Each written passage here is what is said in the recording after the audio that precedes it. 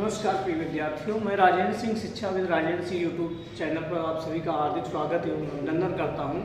आज हमारा टॉपिक है भारतीय संविधान में शिक्षा संबंधी प्रावधान। भारतीय संविधान में शिक्षा संबंधी क्या प्रावधान है, इस पर हम चर्चा करेंगे। इससे पहले हमने भारतीय संविधान के बारे में संक्षिप्त सी चर्चा की थी कि भारतीय संविधान क्या है। अब हम सबको पता है कि 26 नवंबर 1949 को हमारा संविधान आंशिक रूप से लागू हुआ तथा 26 जनवरी 1950 को संपूर्ण रूप से संविधान हमारा लागू होता है। और जब हमारा संविधान लागू हुआ उस समय हमारे संविधान में 22 भाग थे, 395 अनुच्छेद थे और 8 अनुसूचियाँ थी। वर्तमान समय में थोड़ा अलग अलग तरीके से लोगों का विचार है। वर्तमान समय में हम लगभग 22 भाग, 470 अनुच्छेद और 12 अनुसूचियाँ कही जाती हैं, 25 धाराएं और 5 परिशिष्ट की चर्चा की जाती है। इन सब में जब हम भारतीय संविधान की बात करते हैं और भारतीय संविधान में जो शैक्षिक प्रावधान की बात करते हैं उन पर हम सबसे पहले चर्चा कर लेते हैं। सबसे पहले नंबर 1 पर चर्चा करते हैं शिक्षा समवर्ती सूची में शामिल। शिक्षा समवर्ती सूची में शामिल हमको पता होना चाहिए, जब हमारा संविधान लागू हुआ था 26 जनवरी 1950 को, तो संविधान के अनुच्छेद 45 में जो संविधान था वो राज्यों को निर्देश दे रहा था कि इस संविधान के लागू होने के 10 वर्ष के अंदर सभी राज्य अपने यहाँ रहने वाले सभी बच्चों के जो 6 वर्ष तक के बच्चे हैं उनकी बाल्यावस्था तक देखभाल एवं निःशुल्क शिक्षा की व्यवस्था करें। राज्यों को निर्देश इसलिए दिया गया था क्योंकि उस समय जब हमारा संविधान लागू हुआ, हमारे संविधान में 3 सूचियाँ हैं, संघ सूची, राज्य सूची और समवर्ती सूची। 3 सूचियों के विषय सभी सम्मिलित होते हैं। राज्य सूची के जो विषय होते हैं उसमें राज्य अपने कानून बनाता है तो उसका पालन करता है। संघ सूची का जो विषय होता है उसमें केंद्र सरकार उसके कानून बनाते हैं, उसके पालन करती है। और जो विषय समवर्ती सूची में होते हैं उसमें राज्य और केंद्र दोनों अपने अपने हिसाब से कानून बनाकर उसको आगे बढ़ाने का कार्य करते हैं। जब हमारा संविधान लागू हुआ उस समय हमारी शिक्षा जो थी वो राज्य सूची का विषय थी, इसलिए संविधान राज्यों को निर्देश दे रहा था। लेकिन भारतीय गणराज्य के संविधान में जो 3 सूचियां हैं, संघ सूची, यूनियन लिस्ट, राज्य सूची, स्टेट लिस्ट और समवर्ती सूची, ठीक, इस सूची में उल्लिखित सभी विषयों पर कानून बनाने का अधिकार केंद्रीय सरकार को है, राज्य सरकार को है और दोनों को भी है। ठीक, 42वें संविधान संशोधन 1976 को शिक्षा को समवर्ती सूची में सम्मिलित किया गया। अब शिक्षा की व्यवस्था करना राज्य और केंद्र दोनों की जिम्मेदारी सुनिश्चित कर दी गई कि दोनों शिक्षा को प्रोत्साहित करने के लिए, आगे बढ़ाने के लिए और उसको बेहतर बनाने के लिए प्रयास करेंगे। ये पहला बिंदु था। फिर दूसरे बिंदु पर हम चर्चा करते हैं जन्म से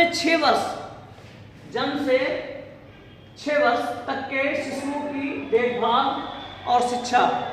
ठीक, जन्म से 6 वर्ष तक के शिशुओं की देखभाल और शिक्षा 2002 में संविधान में 86वां संविधान संशोधन द्वारा अनुच्छेद 45 जो था उसमें थोड़ा सा परिवर्तन किया गया और कहा गया कि राज्य सभी बच्चों को जब तक कि वह 6 वर्ष की आयु प्राप्त न कर लें बाल्यावस्था की देखभाल और शिक्षा की व्यवस्था करेगा। फिर 6 से 14 वर्ष तक के बच्चों की अनिवार्य एवं निःशुल्क शिक्षा, 6 से 14 वर्ष के बच्चों की अनिवार्य एवं निःशुल्क शिक्षा की बात की जाती है। तो हम पहले भी चर्चा कर चुके हैं कि अनुच्छेद 45 में घोषणा की गई कि राज्य संविधान के प्रारंभ होने के 10 वर्ष के अंदर सभी बालकों को जिनकी उम्र 14 वर्ष की हो गई है, 14 वर्ष तक है, उन सभी बालकों की निःशुल्क एवं अनिवार्य शिक्षा देने के लिए प्रबंध करे। इसे संवैधानिक निर्देश के रूप में लिया गया और उसका प्रभाव हुआ कि प्रांतीय सरकारें और राज्य प्रशासन तंत्र राज्य केंद्र सरकार और प्रशासन तीनों ने यह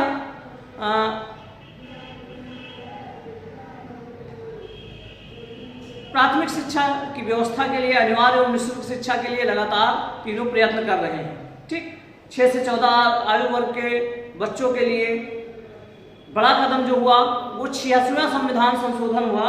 आपको पता होना चाहिए 86वां संविधान संशोधन 2002 86वां संविधान संशोधन 2002 में एक जोड़ा गया 21A। 86वें संविधान संशोधन 2002 में 21A जोड़ा गया और उसमें कहा गया कि राज्य 6 से 14 वर्ष आयु वर्ग के सभी बच्चों को निःशुल्क एवं अनिवार्य शिक्षा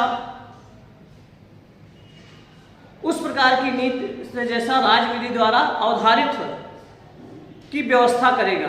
इस 86वें संविधान संशोधन में एक संशोधन यह किया गया कि प्रत्येक एक कर्तव्य भी जोड़ा गया।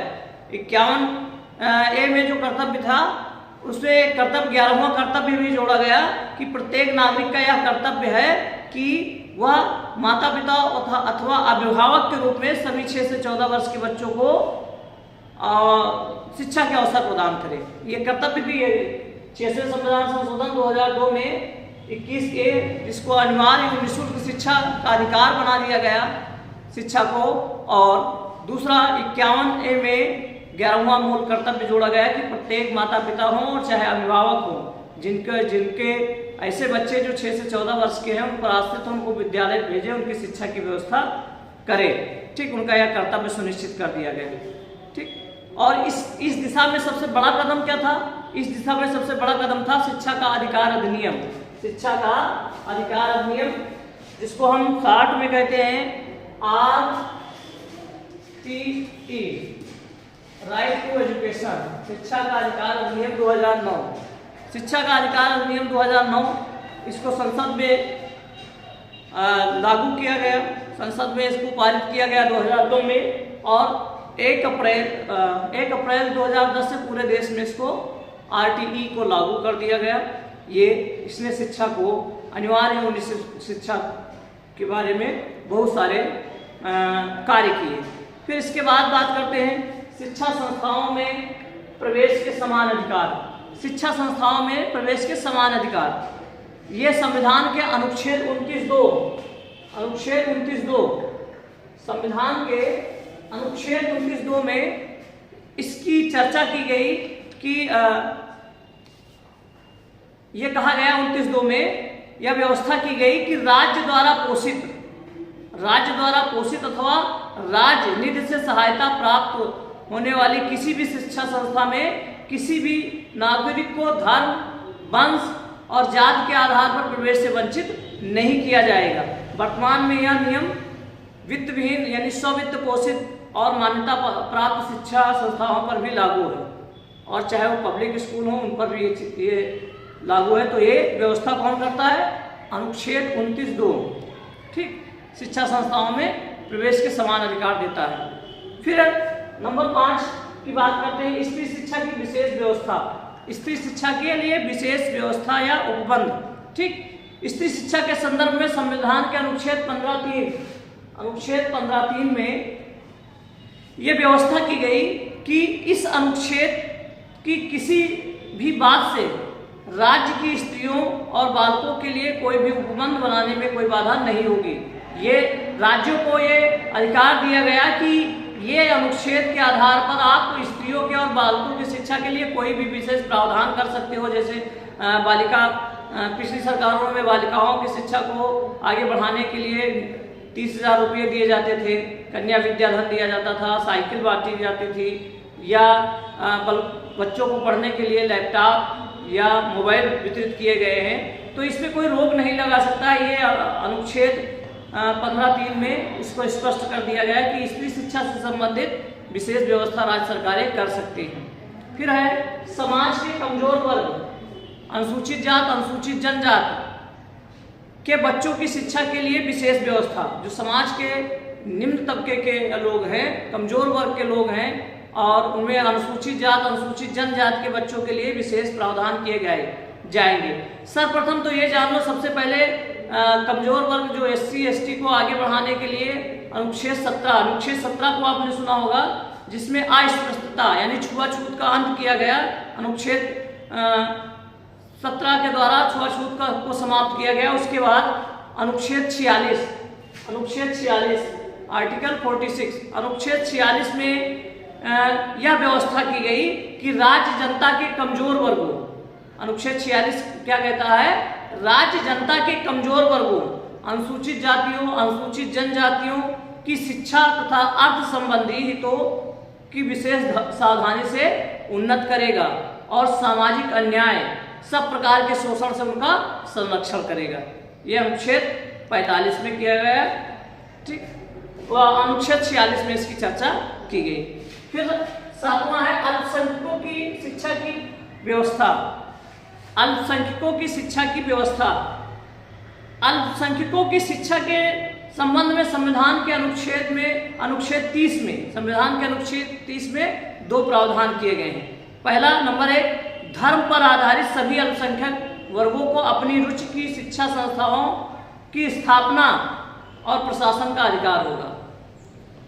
पहला क्या प्रावधान था कि धर्म या भाषा पर आधारित सभी अल्पसंख्यक वर्गों को, चाहे वो सिख हो, चाहे ईसाई हो, चाहे जैन हो, चाहे बौद्ध हो, चाहे मुस्लिम हो, सभी अल्पसंख्यक वर्गों को अपनी रुचि की शिक्षा संस्थाओं की स्थापना और प्रशासन का अधिकार होगा। ये कौन अधिकार देता है? संविधान का अनुच्छेद 30(1). फिर नंबर 2, शिक्षा संस्थाओं को सहायता देने में राज्य किसी विद्यालय के विरुद्ध इस आधार पर भेद नहीं करेगा कि वह धर्म या भाषा पर आधारित किसी अल्पसंख्यक वर्ग के प्रबंध में है। ये कहा गया, ये व्यवस्था की गई संविधान के अनुच्छेद 30(2) में। ठीक, फिर आते हैं हम 8वें नंबर पर मातृभाषा के माध्यम से शिक्षा। मातृभाषा के माध्यम से शिक्षा पर जब हम चर्चा करते हैं, मातृभाषा के माध्यम से शिक्षा, अनुच्छेद 350 अनुच्छेद 350 में इसकी व्यवस्था की गई। यह घोषणा की गई कि प्रत्येक राज्य और प्रत्येक स्थानीय प्राधिकारी यानी लोकल अथॉरिटी हैं और स्टेट जो हैं, प्रत्येक राज्य और प्रत्येक स्थानीय प्राधिकारी का यह दायित्व है कि वह भाषाओं की दृष्टि से अल्पसंख्यकों के बच्चों को शिक्षा के प्राथमिक स्तर पर मातृभाषा के माध्यम से शिक्षा की समुचित सुविधाएं उपलब्ध कराएगा। यह अनुच्छेद 350(a) कहता है कि चाहे जिस भी भाषा का बच्चा हो उसको प्राथमिक शिक्षा उसके भाषा के माध्यम से उपलब्ध कराई जाएगी। अनुच्छेद 350(a). ठीक, फिर 9वें नंबर पर बात कर लेते हैं धार्मिक शिक्षा के संबंध में निर्देश। धार्मिक शिक्षा के विषय में स्पष्ट निर्देश, धार्मिक शिक्षा के विषय में स्पष्ट निर्देश। ठीक, तो संविधान के अनुच्छेद 28, संविधान के अनुच्छेद 28 में यह घोषणा की गई कि पूर्ण रूप से राज्य निधि से पोषित किसी भी शिक्षा संस्था में धार्मिक शिक्षा नहीं दी जाएगी। अनुच्छेद 28 में घोषणा की गई कि पूर्ण रूप से राज्य निधि द्वारा पोषित किसी भी शिक्षा संस्था में धार्मिक शिक्षा नहीं दी जाएगी। और अनुच्छेद 22 में स्पष्ट किया गया, अनुच्छेद 22 में स्पष्ट किया गया कि राज्य निधि से सहायता प्राप्त किसी भी शिक्षा संस्था में बच्चों को किसी धार्मिक उपासना में उपस्थित होने के लिए बाध्य नहीं किया जाएगा। ठीक, ये अनुच्छेद 22 में इसकी चर्चा की गई। फिर बात करते हैं राष्ट्रीय महत्व की भाषाओं की शिक्षा। राष्ट्रीय महत्व के भाषाओं की शिक्षा 344(1) में। ठीक, संविधान के अनुच्छेद 344(1) में 15 भाषाओं को राष्ट्रीय महत्व की भाषाएं घोषित की गई। 15 भाषाओं को राष्ट्रीय महत्व की भाषाएं घोषित की गई संविधान के अनुच्छेद 344(1) में। Number 1 Asamiya, number 2 Bangali, number 3 Gujarati, number 4 Hindi, number 5 Kannada, number 6 Kashmiri, number 7 Malayalam, number 8 Marathi, number 9 Oriya, number 10 Punjabi, number 11 Sanskrit, number 12 Sindhi और नंबर 13 तमिल। 14वें नंबर पर तेलुगु और 15वें नंबर पर उर्दू। ये 15 भाषाओं को राष्ट्रीय महत्व की भाषा घोषित किया गया शुरुआत में। ठीक, आगे चलकर संविधान संशोधन द्वारा कोंकणी,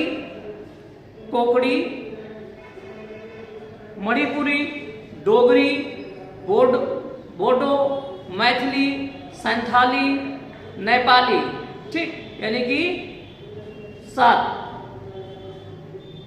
और भाषाएं जोड़ दी गई, जिसमें एक बार फिर से सुन लीजिए, कोंकणी, मणिपुरी, डोगरी, बोडो, मैथिली, संथाली और नेपाली, इस तरह से 7 भाषाओं को और मान्यता दी गई।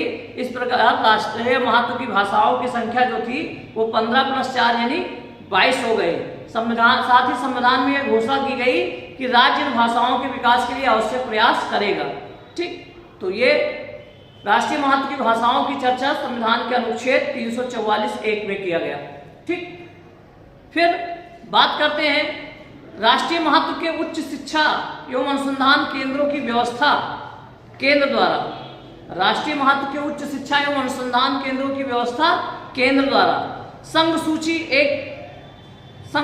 1 की परिशिष्ट संख्या 62 में, संघ सूची 1 के परिशिष्ट संख्या 62 में उल्लिखित राष्ट्रीय पुस्तकालय संग्रहालय आज, परिशिष्ट संख्या 63 में उल्लिखित राष्ट्रीय महत्व की शिक्षण संस्थाएं बनारस, अलीगढ़, दिल्ली विश्वविद्यालय आज, परिशिष्ट संख्या 64 में उल्लिखित केंद्र द्वारा पोषित राष्ट्रीय महत्व के वैज्ञानिक एवं तकनीकी संस्थाएं, परिशिष्ट संख्या 65 में उल्लिखित राष्ट्रीय महत्व की professional, vocational technology and special studies की जो संस्थाएं हैं, और राष्ट्रीय प्रविष्ट संख्या 66 में उल्लिखित उच्च शिक्षा संस्थान अनुसंधान केंद्रों की संपूर्ण वित्तीय व्यवस्था और संचालन का कार्य भारत केंद्र सरकार वहन करेगा, केंद्र सरकार का है, ये कहा गया।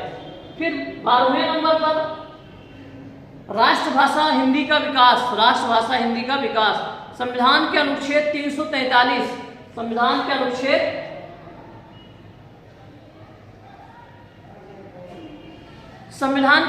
343 में हिंदी को, संविधान के अनुच्छेद 343 में, संविधान के अनुच्छेद 343 में हिंदी को संघ की राजभाषा घोषित की गई। हिंदी को संघ की राजभाषा घोषित किया गया संविधान के अनुच्छेद 343 में। ठीक, साथ ही अनुच्छेद 351 में इसके विकास के लिए विशेष प्रयत्न करने की व्यवस्था की गई।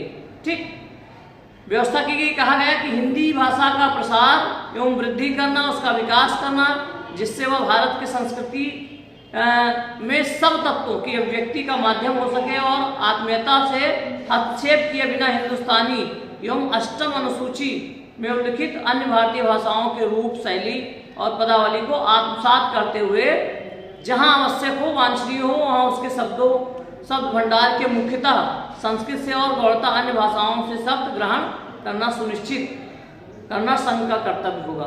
ठीक, तो राष्ट्रभाषा हिंदी के विकास के लिए अनुच्छेद 343 में हिंदी को राष्ट्र संघ की राजभाषा घोषित किया गया और अनुच्छेद 351 में इसके विकास के लिए आगे बढ़ाने के लिए विशेष प्रावधान करने का सुझाव दिया गया। तो ये कुछ प्रमुख अनुच्छेद थे जो हमारी शिक्षा को प्रभावित कर रहे थे। हमारे भारतीय संविधान में शिक्षा संबंधी प्रावधान जो थे उसमें ये पॉइंट थे कुछ। पहला, शिक्षा को समवर्ती सूची में शामिल करना, जो 42वें संविधान संशोधन 1976 द्वारा किया गया है। दूसरा, 0 से 6 वर्ष तक के बच्चों के